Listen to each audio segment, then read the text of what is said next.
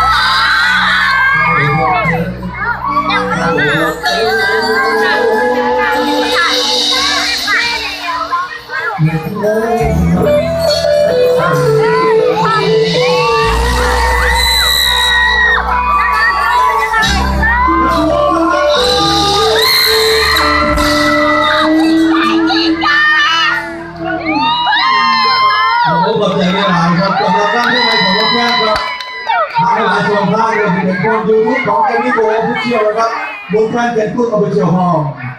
ชื่อร้านจะได้ไงไม่เชื่อหรือจะมาตรวจAECก็มีห้องใส่หน้ามาชูเป็นไงรถแค่กับหน้าไงก่อนแต่ก็เป็นเจ้าหน้าที่ทุกภาคส่วนทุกหมอกทุกวันทุกหมอกทุกทาง